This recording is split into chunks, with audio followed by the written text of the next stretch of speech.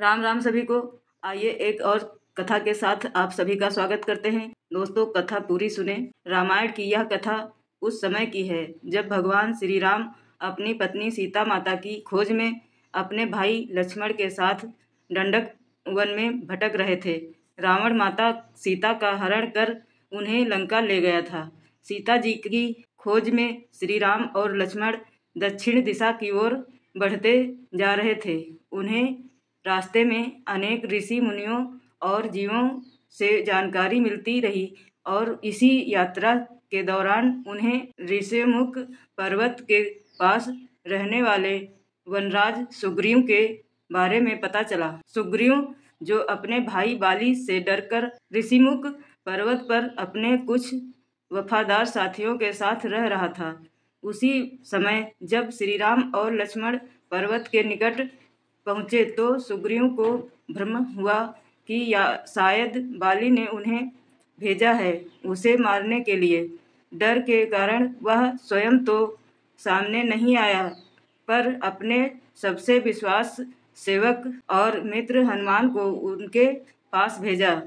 हनुमान जी ने साधु का वेश धारण किया और बड़े विनम्र भाव से श्री राम और लक्ष्मण के पास गए।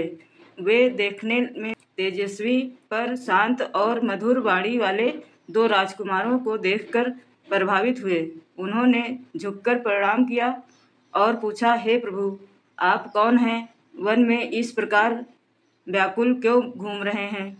क्या मैं आपकी कुछ सहायता कर सकता हूँ? श्री राम ने मुस्कुराते हुए हनुमान जी को अपनी कथा सुनाई।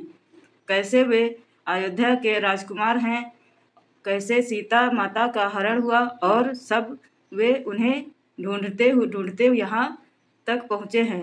हनुमान जी की बुद्धिमानी और वाणी से राम जी इतने प्रभावित हुए कि उन्होंने लक्ष्मण से कहा, लक्ष्मण देखो, इस ब्राह्मण के रूप में आया व्यक्ति कोई सामान्य मनुष्य नहीं है। इसकी वाणी, इसकी चाल और इसका व्यवहार किसी ज्ञानी योगी के समान है। हनुमान जी ने जब श्री राम की आंखों में करुणा और सत्यता देखी तो उन्होंने भी अपना वेश त्याग कर सच्चा परिचय दिया। उन्होंने बताया कि वे वानर राज सुग्रीव के दूत हैं और वानर जाति के एक मंत्री हैं।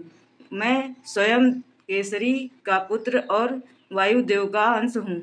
उन्होंने नम्रता से कहा, मेरे स्वामी सुग्रीव आपकी सहायता करना चाहते हैं। यदि आप चाहें तो मैं आपको उनके पास ले चलूं। श्री राम और लक्ष्मण हनुमान जी के साथ सुग्रीव से मिलने चले।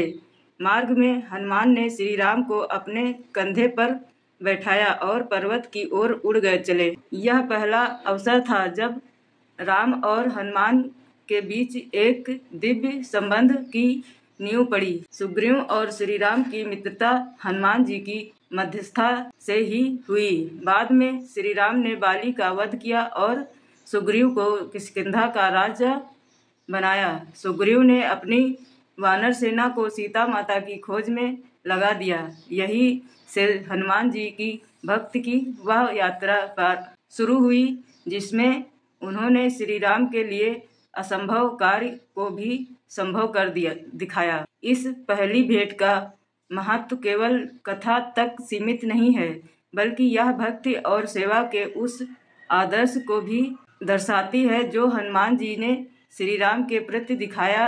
एक सेवक की तरह से वे राम के चरणों में समर्पित हो गए और यह समर्पण इतना गहरा था कि आगे चलकर स्वयं राम ने भी कहा, राम का कार्य किए बिना हनुमान को कोई चैन नहीं। श्री राम और हनुमान की यह पहली मुलाकात केवल एक संयोग नहीं थी, बल्कि यह दो महान आत्माओं का मिलन था। एक ईश्वर का रूप और दूसरा उनके परम भक्त का।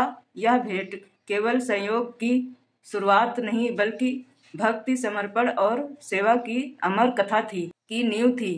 हनुमान जी की यह भक्ति आने वाली पीढ़ियों के लिए प्रेरणा बनी और आज भी जब कोई भक्त श्री राम का नाम लेता है तो हनुमान जी की छवि स्वयं ही उभर आती है। हमारे साथ बोलिए, जय जय श्री राम। जय बजरंगबली। और दोस्तों, अगर कहानी अच्छी लगे तो कमेंट में जय श्री राम लिखें और हम मिलेंगे अगली कहानी में। तब तक के लिए राम राम।